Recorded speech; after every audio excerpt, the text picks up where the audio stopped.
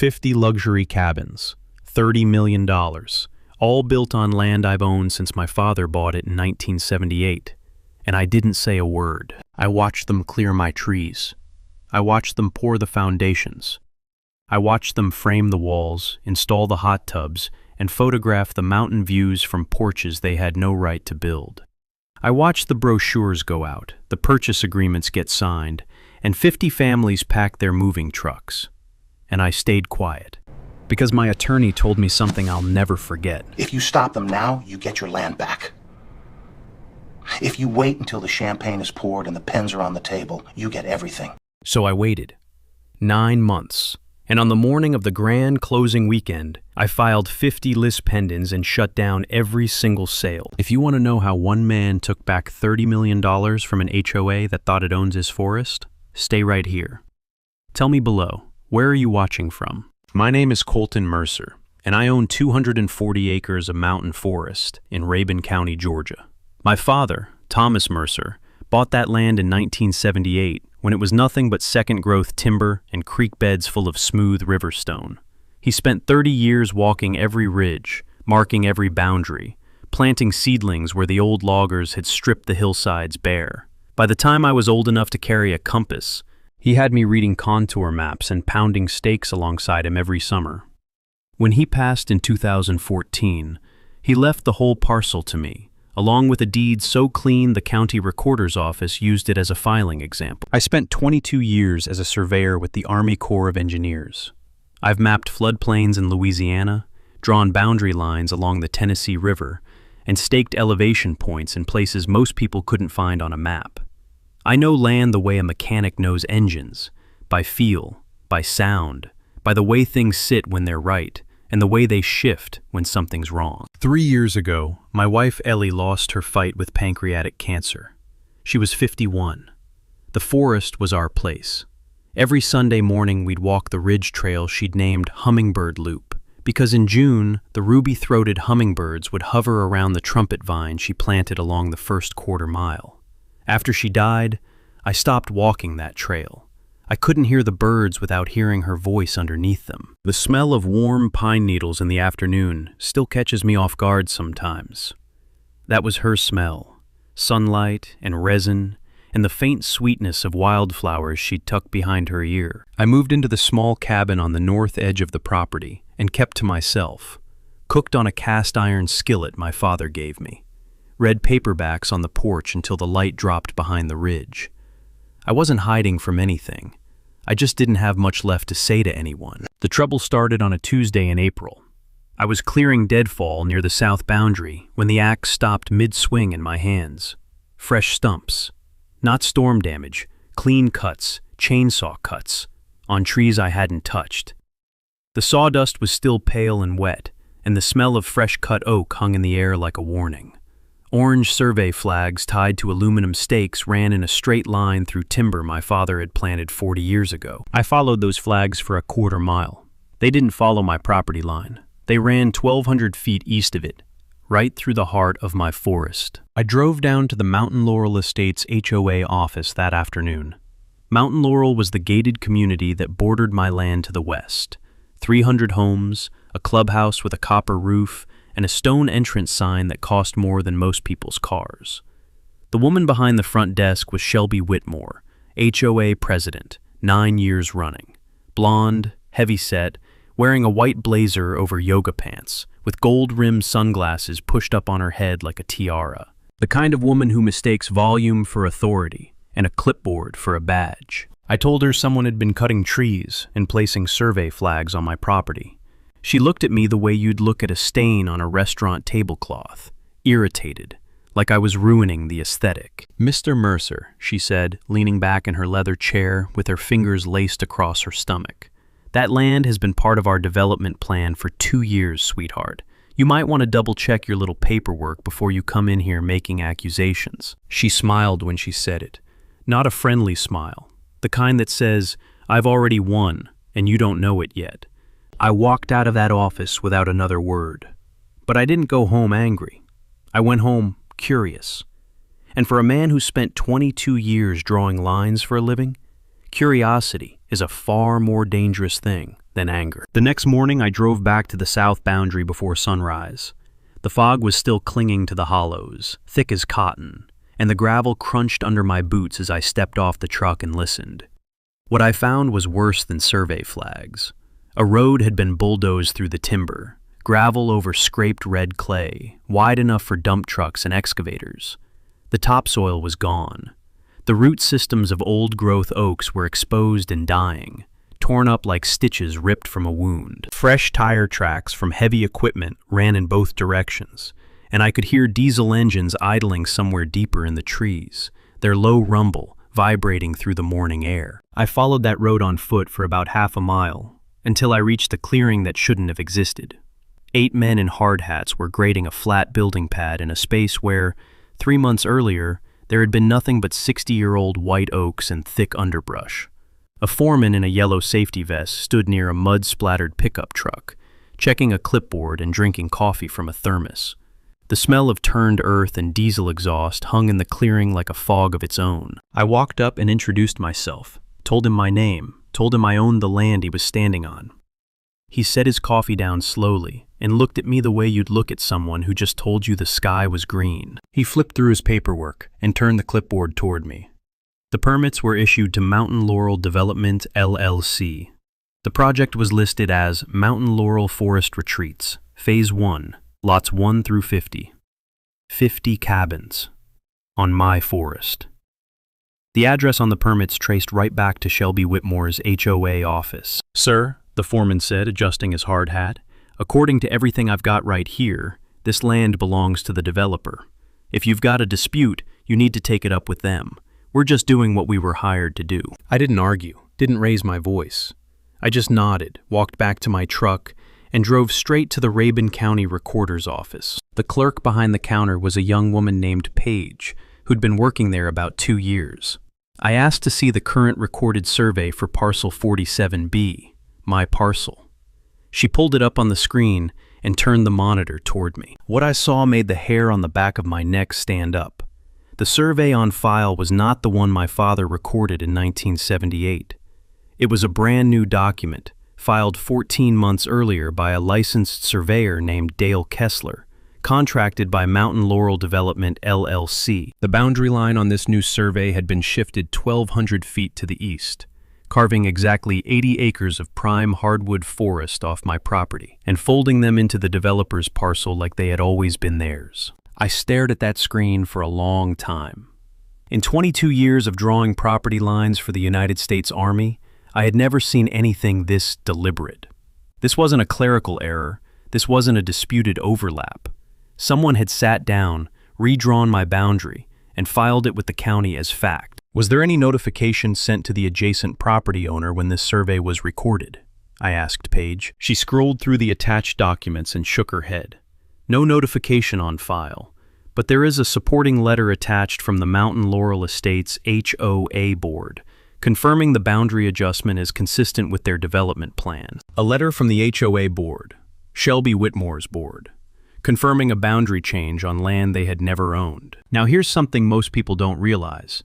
In the state of Georgia, knowingly filing a fraudulent document with a county recorder is a felony under OCGA Section 16-1020. It carries up to 5 years in prison and a $10,000 fine. And when that document is a property survey used to steal someone's land, the charge escalates to deed fraud, the kind of offense that doesn't get settled with a handshake and a good attorney. I thanked Paige, walked back to my truck, and sat in the parking lot for 10 minutes, with the engine running and the windows down. The late morning sun was baking the asphalt, and heat shimmered off the hood in long, lazy waves. I could feel my pulse thumping in my temples, steady and slow. But I wasn't angry, I was calculating. Because at that moment, I understood something clearly. This wasn't a neighbor accidentally crossing a fence line. This wasn't an HOA board getting aggressive about someone's landscaping. This was organized, premeditated land theft. And the people behind it had looked at me, a quiet widower living alone in a cabin, and decided I was too small to notice and too weak to fight. They had no idea what kind of man they'd just made an enemy of. Over the next 3 weeks, I watched the construction accelerate. Every morning, More trucks rumbled down the road they'd cut through my forest. Every evening, I'd walk the perimeter and count the new concrete pads. By the end of April, 12 foundations had been poured. By mid-May, the framing crews arrived. The sound of nail guns echoed through the trees from dawn until dusk, sharp and rhythmic, like a woodpecker made of steel. I kept notes: dates, times, license plates, equipment serial numbers. I photographed everything with a digital camera I bought at the hardware store in Clayton. I wasn't building a scrapbook. I was building a case. The first week of June, I drove to Gainesville and sat down with a real estate litigation attorney named Ray Combmes. Ray was 63, bald, built like a mailbox, and had spent 30 years handling land disputes in Northeast Georgia. He looked at my father's deed, the original 1978 survey, and the fraudulent 2022 filing. Then he leaned back, took off his glasses, and said something I will never forget. "Colton, you've got one of the cleanest title chains I've ever seen. Your father's deed is airtight. The survey they filed is fraudulent on its face. Any competent surveyor would spot the discrepancy in 10 minutes. He paused. "But here's the thing. If you stop the construction now, you'll get an injunction. A judge will halt the project, and eventually you'll get your land back. But that's all you'll get. The developer will tear down whatever they've built, walk away, and probably settle for $50,000 in damages." He leaned forward. "But if you wait, if you let them finish building, let them market those cabins, let buyers sign purchase agreements, and let the closings get scheduled, then we file on all 50 lots at once. List pendants on every single parcel. The title clouds, the closings collapse. And under Georgia law, any permanent improvement built on your land without your consent becomes your property. You won't just get your forest back, you'll own every cabin sitting on it." I sat with that for a long minute. The air conditioning hummed. Outside the window, a mockingbird was going through its whole repertoire on a power line. "How long do I need to wait?" I asked. "Until the champagne is poured and the pens are on the table," Ray said. "That's when it hurts the most." So I went home and I waited. I kept my mouth shut. I kept my head down. And I let them build. Meanwhile, Shelby Whitmore was making sure I knew my place. The first notice arrived in my mailbox the second week of June. A formal HOA courtesy warning about excessive noise from my property. The noise in question was my generator, which I'd been running for 11 years without a single complaint. The second notice came 4 days later, a code enforcement citation for an unauthorized structure on my land. The structure was my tool shed, the one my father built in 1982. I drove to the county building department and asked about the citation. The clerk pulled it up and frowned. "This was called in by the HOA office. But, Mr. Mercer, your property isn't in their jurisdiction. You're not part of Mountain Laurel Estates." "I know," I said. "I just wanted that on the record." The third notice was the most creative. Shelby filed a complaint with the county health department, claiming my septic system was contaminating groundwater near the new development.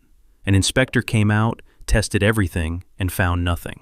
He told me it was the third time in 2 years someone from that HOA had filed a false environmental complaint against a neighboring property owner. "Third time?" I said. He nodded.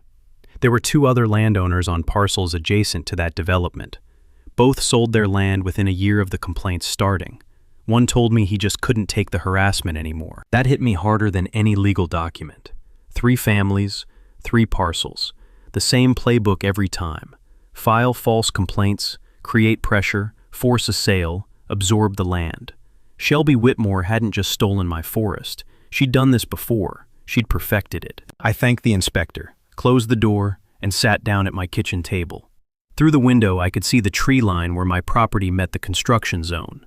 The late afternoon light was turning the oak canopy gold, and somewhere in the distance, I could hear the grinding of an excavator chewing through another ridge. The smell of diesel drifted through the screen door, mixing with the pine resin from the trees closest to the cabin. It smelled like a forest being eaten alive. I picked up my phone and called Ray Combmes. "How many foundations have they poured now?" he asked. 12, I said. "Good," he said. "Let them pour 50. By September, 35 cabins had been framed, roofed, and sided. The The construction site that had started as a gravel road through the trees now looked like a small village. Cedar-clad A-frames with stone chimneys, wraparound porches, and hot tubs sitting on freshly stained decks. They were beautiful, if you didn't know they were stolen. The marketing had started in August. I found the first brochure tucked into my own mailbox, a glossy trifold titled Mountain Laurel Forest Retreats. Your escape starts here. I opened it and felt something twist in my chest. The cover photo was an aerial drone shot of the North Ridge, my North Ridge, with the morning fog rolling through the hardwoods, exactly the way Ellie used to describe it in her journal. Like the mountains are breathing, she'd written once. They'd turned my grief into a sales pitch. The brochure listed prices ranging from $450,000 to $850,000 per cabin. 50 units. Total projected revenue, just over $30 million. The developer was listed as Mountain Laurel Development LLC, with an office address at the HOA clubhouse. I started seeing ads online, social media posts. A drone video set to acoustic guitar music showing families roasting marshmallows on a cabin porch, while the sunset turned the ridgeline amber. The tagline read, "Built by nature, perfected by Mountain Laurel." Built by nature, on my land, with my trees cut down to make room. In October, Shelby held a community information meeting at the Mountain Laurel Clubhouse. The invitation went out to every homeowner in the subdivision, but my neighbor Hank Pryor, a retired high school history teacher who lived on 10 acres east of me, slipped me a copy. Hank was 71, sharp as a tack, and one of the few people in the area who didn't owe Shelby Whitmore a favor. "You should see this," Hank said, handing me the flyer on my porch. "She's doing a victory lap." I went to the meeting. Sat in the back row wearing a flannel shirt and work boots, looking like exactly the kind of man Shelby Whitmore would ignore. The clubhouse was packed, about 120 residents, folding chairs lined up under fluorescent lights that hummed like a wasp nest. Shelby stood at the front in a cream-colored blazer with pearl earrings, a projection screen behind her showing renderings of the completed cabin community. She spoke for 20 minutes about the development, how it would revitalize the area, bring high-quality tourism, and increase existing property values by an estimated 40%. Then she said something that made my jaw tighten. "Some people in this county," she said, glancing briefly toward the back of the room, "would rather let perfectly good land sit and rot than see any kind of progress. But progress doesn't wait for anyone, and this community has never been about standing still." A few heads turned toward me. I kept my face blank. She clicked to the next slide, a list of the development team. And that's when I saw it.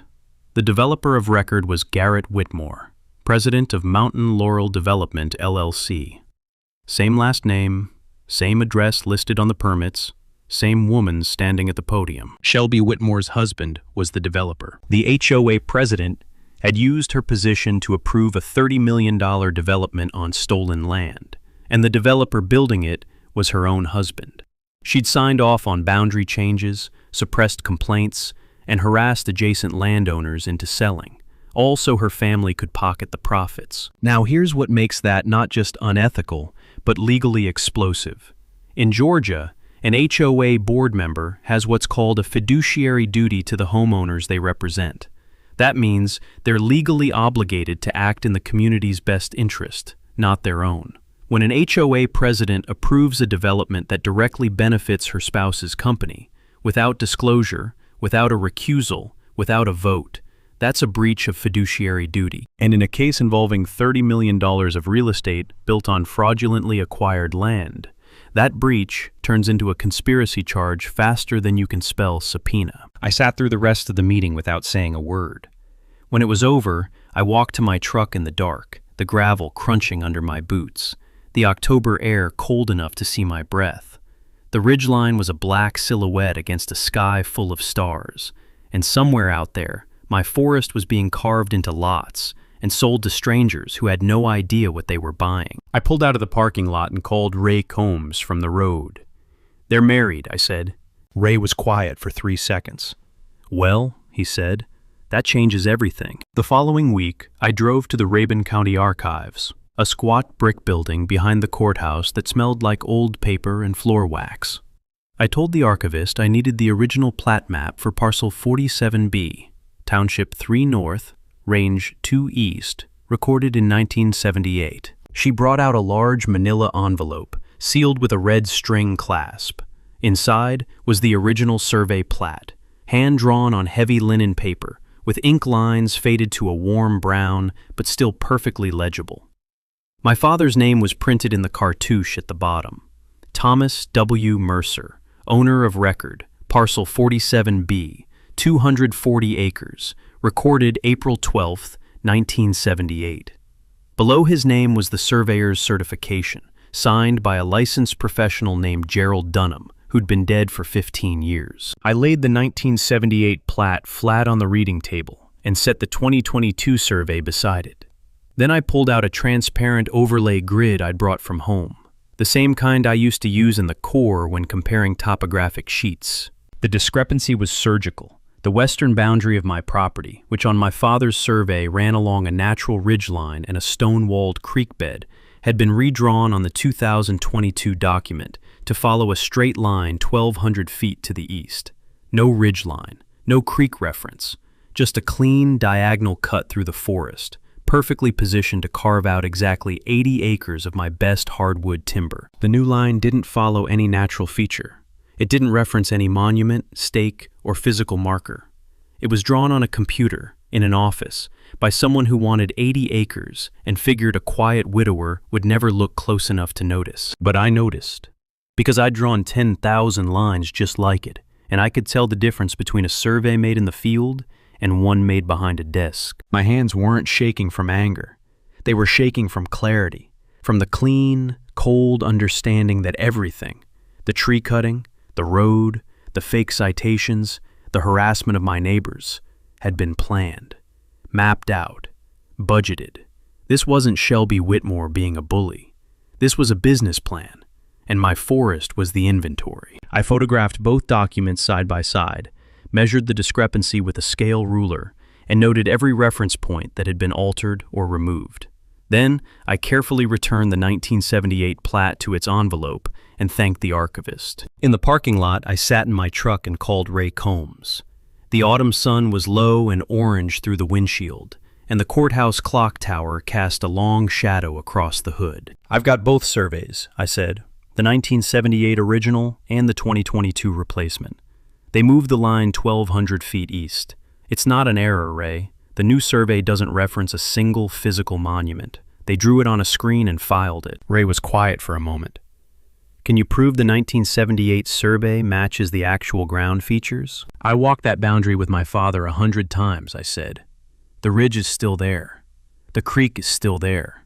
The stone wall is still there. Every monument on the original plat is still standing." "Then they didn't just make a mistake," Ray said. "They committed a crime. And every cabin they build on that land is another count." I hung up and sat there, watching the last of the sunlight slide off the courthouse bricks. 50 cabins, $30 million, built on a lie drawn with a computer mouse by people who thought no one would ever unfold the original map. They thought wrong. Over the next 6 weeks, I moved quietly and deliberately. Every step was planned. Every document was copied, notarized, and stored in 3 separate locations. I wasn't going to let one fire or one stolen briefcase unravel what I was building. The first call I made was to Phil Stanton, a licensed surveyor out of Toccoa who'd been in the business for 28 years and had no connection to anyone in Rabun County. I needed someone independent, someone whose testimony wouldn't be questioned. Phil drove out on a Saturday morning with his GPS equipment, a transit scope, and a rod man named Jerry, who looked like he'd been surveying since birth. They spent 2 full days in the field. Phil walked every monument on the 1978 plat: the ridgeline, the creek bed, the stone wall, the iron pipes my father had driven at each corner. Every single one matched the original survey within inches. Then, Phil plotted the actual boundary against the 2022 fraudulent survey. "Colton," he said, standing at the tailgate of his truck with the printout spread across it. "All 50 cabin sites are on your side of the line, not close to the line, not straddling it, fully on your property. Every foundation, every driveway, every utility hookup. I nodded. Can you certify that in a report suitable for court? I can certify it in my sleep, Phil said. With Phil's report in hand, I sat down with Ray Combmes, and we mapped out the legal strategy. The centerpiece was the lis pendens, a Latin term that means notice of pending litigation. Here's how it works, and this is something every property owner in America should understand. When you file a lis pendens against a parcel of land, it creates a public record that there is a legal dispute over that property. The moment a lis pendens is recorded, it clouds the title. And a clouded title is like a stop sign for real estate transactions. No title insurance company will issue a policy on a property with an active lis pendens. No mortgage lender will fund a loan without title insurance. And without a funded loan, no buyer can close. In simple terms, one piece of paper filed at the county recorder's office can freeze a $30 million development in its tracks. Ray prepared 50 individual lis pendens filings, one for each cabin lot. Each filing referenced the original 1978 survey, Phil Stanton's independent certification, and the fraudulent 2022 document. Each one named Mountain Laurel Development LLC, Garrett Whitmore, and the HOA board as respondents. While Ray handled the paperwork, I filed a formal complaint with the Georgia Board of Professional Licensure against Dale Kessler, the surveyor who had signed the 2022 document. If his license was revoked, it would mean his survey had no legal standing, which would collapse the developer's entire chain of title. I also placed a call to the Georgia Bureau of Investigation. A special agent named Draper took my information and told me they would open a preliminary inquiry into potential deed fraud. He didn't promise anything, but the fact that a state investigative agency was now aware of the situation added another layer of pressure that Garrett and Shelby didn't know existed. The final piece was timing. Ray and I spent an entire afternoon at his conference table with a calendar, a pot of burned coffee, and a county events page open on his laptop. We needed to know exactly when the closings would happen. By November, all 50 cabins were listed. By early December, all 50 had signed purchase agreements. The developer's office announced a grand closing weekend, scheduled for the second Saturday in January, a celebratory event at the model cabin where all 50 buyers would sign their paperwork, collect their keys, and toast to their new mountain retreat. That's our window, Ray said. We file the lis pendens on Thursday. Title companies get the notices Friday morning. By Saturday, not a single closing can go through. I looked at the calendar. January 11th, 2 months away. After everything, the stolen land, the fake surveys, the dead trees, the harassment, the lies. 2 months felt like nothing. Thursday it is, I said. By December, the Mountain Laurel Forest retreats looked like a postcard. All 50 cabins were finished. Cedar siding stained dark walnut, stone chimneys capped with copper, wraparound porches furnished with rocking chairs and wool blankets folded over the armrests. The model cabin had been staged by a professional decorator from Atlanta. Leather couches, antler chandeliers, a hand-hewn dining table that probably cost more than my truck. Shelby was at peak altitude. She posted photos on the HOA Facebook page almost daily. Drone shots of the cabins at sunrise, interior tours set to piano music, testimonials from buyers who couldn't wait to move in. One post read, "This is what happens when a community has vision. Mountain Laurel doesn't just build homes, we build legacies." Legacies. Built on stolen ground. With trees my father planted used as firewood for the staging photos. I kept my head down, took my walks, fed the birds Ellie used to feed, and waited. But Shelby had noticed something. Not the legal filings. Those were still weeks away. What she noticed was Phil Stanton's truck parked on the logging road near the south boundary.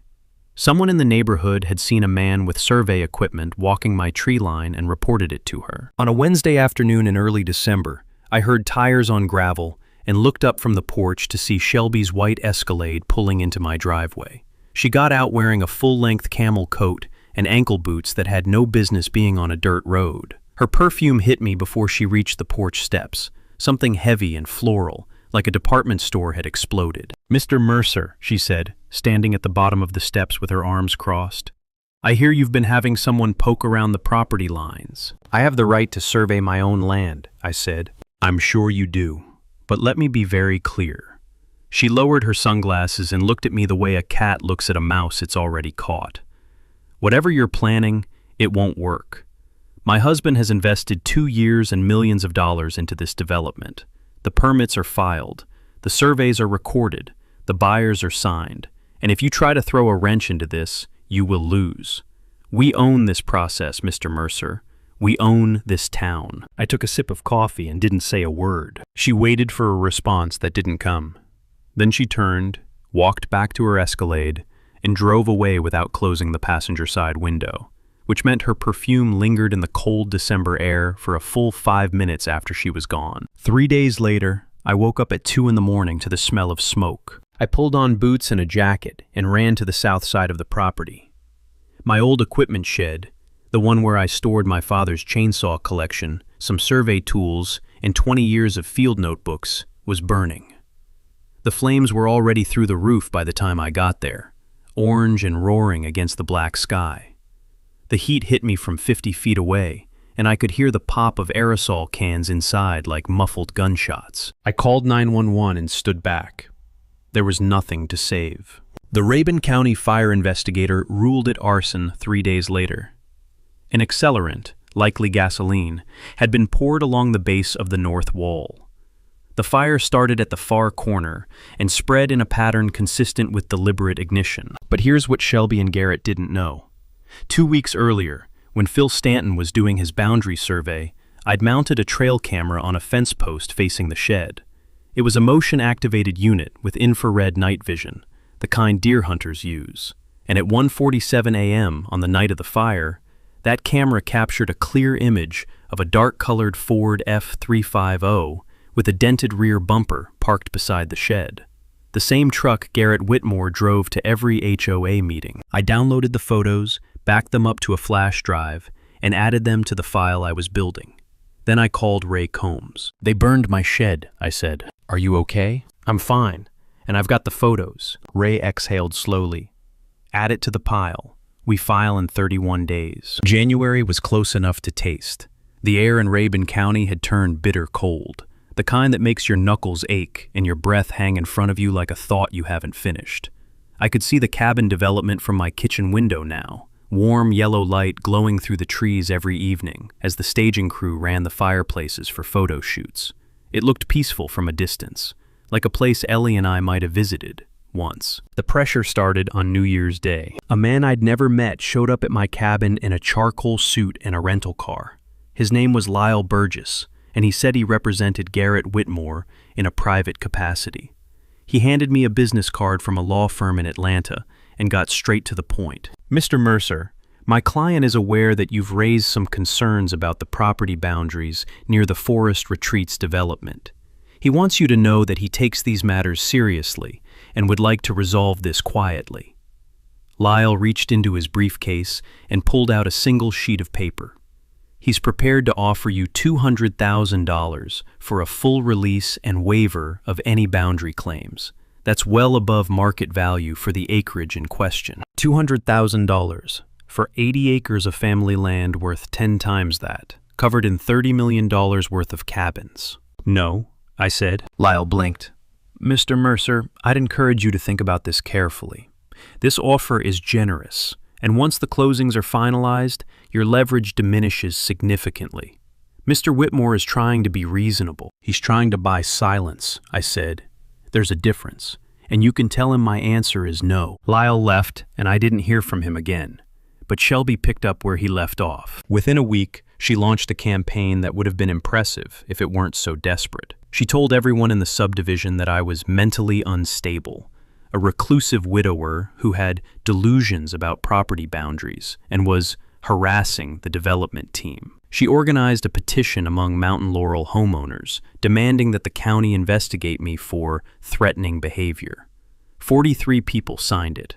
Most of them had never spoken to me in their lives. On January 4th, she filed for a temporary restraining order against me, claiming I had made intimidating statements during her visit to my property. The motion was heard by Judge Patricia Embry at the Rabun County Superior Court.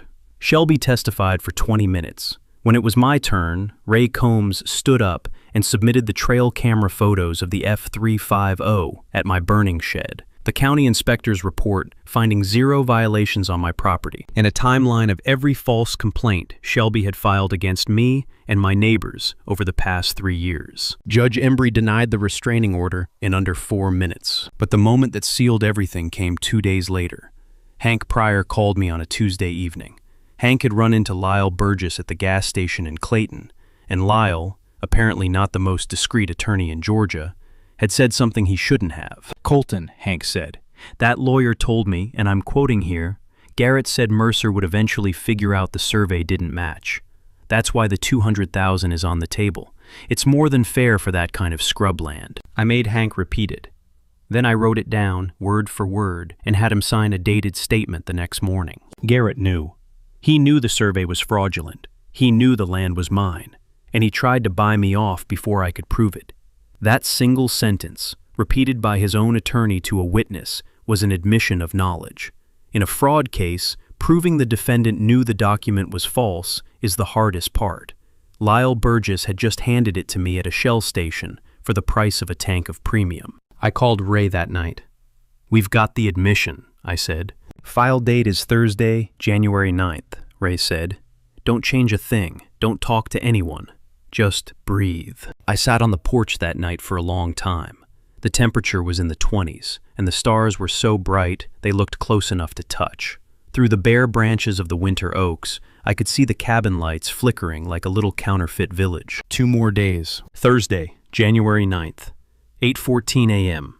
The Rabun County Recorder's Office had been open for exactly 14 minutes when Ray Combmes and I walked through the front door, carrying 2 banker's boxes.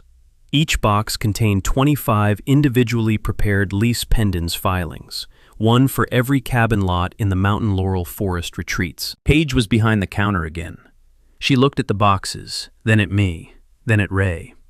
"All 50?" she asked. "All 50, Ray said. It took 90 minutes to process and record every filing.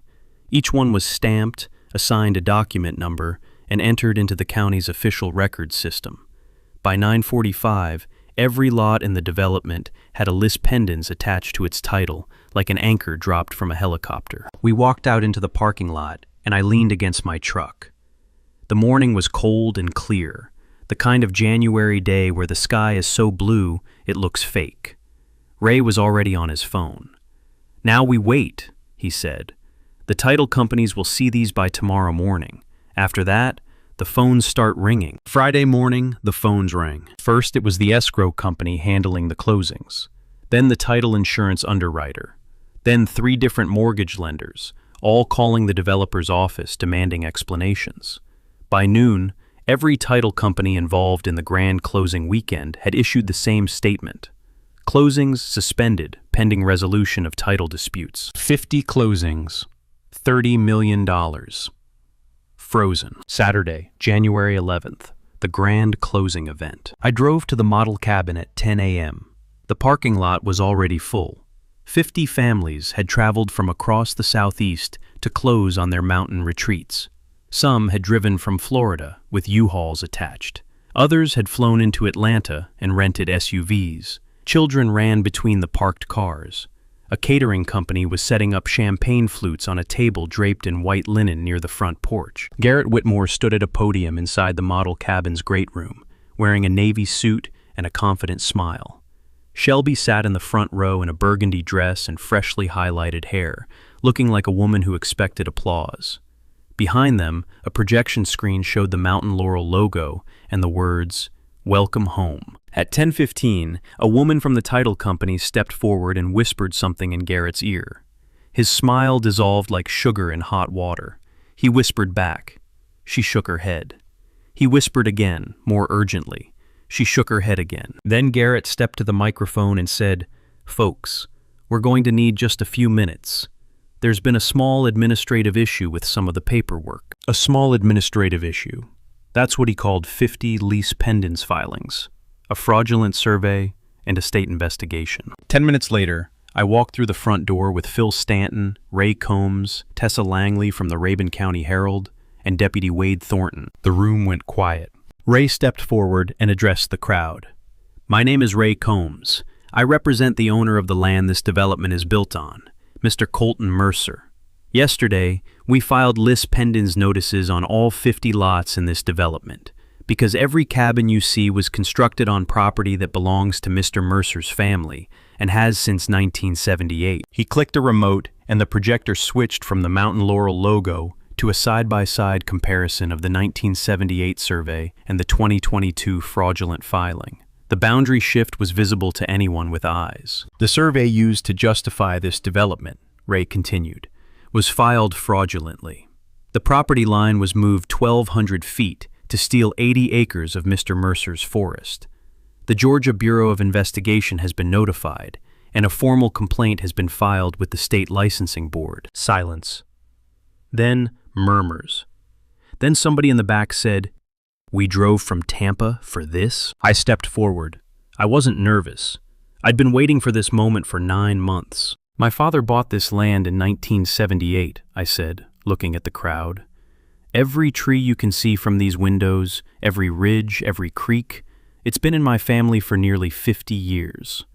The developer built these cabins on my property without my knowledge, using a fake survey and an HOA board that looked the other way because the president's husband was the one writing the checks." I paused.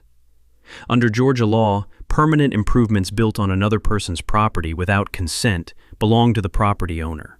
That means every cabin you're sitting in right now is mine. Garrett lunged for the microphone. "This is a lie. This man is a fraud. He's been harassing this development for—" Deputy Thornton stepped between us. "Mr. Whitmore, you need to step back." At that moment, 2 agents from the Georgia Bureau of Investigation walked through the side door. One of them was Special Agent Draper. "Garrett Whitmore," Draper said, "you're under arrest for filing fraudulent documents with the Rabun County Recorder's Office and conspiracy to commit deed fraud." Shelby stood up so fast her chair fell backward. "You can't do this. We have permits. We have approvals." "Ma'am," Deputy Thornton said, "you have the right to remain silent. I'd strongly suggest you use it." Tessa Langley's camera shutter clicked 17 times in 30 seconds. The fallout was swift and thorough. Garrett Whitmore was indicted on 4 counts of deed fraud, 2 counts of filing false instruments, and 1 count of conspiracy. His trial lasted 6 days. The jury deliberated for 3 hours. He was sentenced to 8 years in Georgia State Prison, with no possibility of early parole. Dale Kessler, the surveyor who signed the fraudulent plat, lost his license permanently and received 2 years of probation. Shelby Whitmore was removed from the Mountain Laurel HOA board by an emergency vote of 89-4.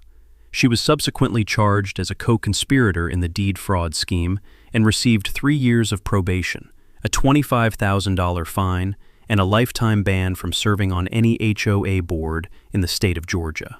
The last I heard, she'd sold her house in Mountain Laurel and moved to a condo in Savannah. The court ruled definitively on the property boundary, reinstating my father's 1978 survey as the legal boundary of record. And under Georgia's improvement on another's land doctrine, specifically OCGA Section 4411-9, the court held that all 50 cabins, having been built on my property without my consent, were legally my property. 50 cabins, $30 million in construction, all mine. Now I want to be clear about something. The buyers, the 50 families who had signed contracts and showed up with moving trucks and champagne and dreams of a mountain getaway, they were victims too. They didn't know the land was stolen. They didn't know the surveys were fake. They'd done everything right. They'd trusted a developer, hired inspectors, worked with lenders, and followed the process exactly the way you're supposed to. So I didn't punish them. I sold 30 of the 50 cabins to the original buyers at fair appraised value. Not the inflated prices Garrett had been charging, but honest numbers based on independent appraisals. Some of those families wrote me letters afterward. One woman from Jacksonville told me it was the first time in her life a stranger had treated her fairly in a real estate transaction. That letter is still on my refrigerator. The remaining 20 cabins I kept. I converted them into a retreat called Ellie's Ridge, a mountain getaway for veterans and Gold Star families, offered free of charge. We run it with a small staff, mostly volunteers, and a non-profit board that Hank Pryor chairs. The cabins sit in the same forest where Ellie and I used to walk, and every one of them has a hummingbird feeder on the porch, because she would have wanted that. I also established the Thomas Mercer Conservation Fund, which placed a permanent conservation easement on 160 acres of old-growth forest, land that can never be developed, logged, or sold. The easement is held by the Georgia Land Trust and will outlast me, my children, and probably the county itself. Finally, I endowed an annual forestry scholarship at Rabun Gap Community College. It covers tuition, books, and field equipment for one student per year, preferably someone from a rural family who understands what it means to take care of land that's been in your blood longer than you've been alive. I still live in the cabin on the north edge of the property. I still cook on my father's cast iron skillet. I still read paperbacks on the porch until the light drops behind the ridge. But on Sunday mornings now, I walk Hummingbird Loop again. The trumpet vine Ellie planted has grown halfway up a sourwood tree, and in June, the ruby-throated hummingbirds still come back, hovering in the same spot they always have, like they've been waiting for me to show up. I don't know if she can see what I've done with this place, but I think she'd like it. If you've ever dealt with an HOA that thought it owned you, or a neighbor who confused power with permission, I want to hear your story. Drop it in the comments below. And if this one hit home, subscribe and stick around, because next time, we've got a story about a man whose HOA president tried to demolish his workshop while he was deployed overseas. She didn't know his security footage was streaming live to a server in Fort Bragg. That one's coming soon. So here's the thing about people like Shelby and Garrett Whitmore. They didn't fail because they were ambitious. They failed because they confused ambition with entitlement. They look at the quiet man living alone in a cabin and saw weakness. They look at the forest and saw profit. They look at the property line and saw something they could withdraw whenever it suited them. But Colton didn't win because he was angry. He won because he was patient. He won because he understood something most people forget. The law moved slowly, but it moved precisely. He had the training to read the land, the discipline to wait for the right moment, the character to treat the innocent buyers fairly when it was over. That's the real lesson here. You don't beat people like this by yelling louder. You beat them by knowing more, documenting everything, and choosing the exact right moment to show your hand. All these pendants cost about $30 to buy, $30 to freeze $30 million. That's the kind of leverage that makes great chocolate on ambition. And the best part? Those 20 cabins at Aldi's Bridge are now giving veterans and Gold Star families a place to breathe in the safe forest where Colton found peace with his wife. That's not revenge, that's legacy. If you ever deal with an HOA that treated your property like their playground, tell me your story in the comments. I read every single one. Hit subscribe so you don't miss the next one. And trust me, the next story is just as wild. I see you there.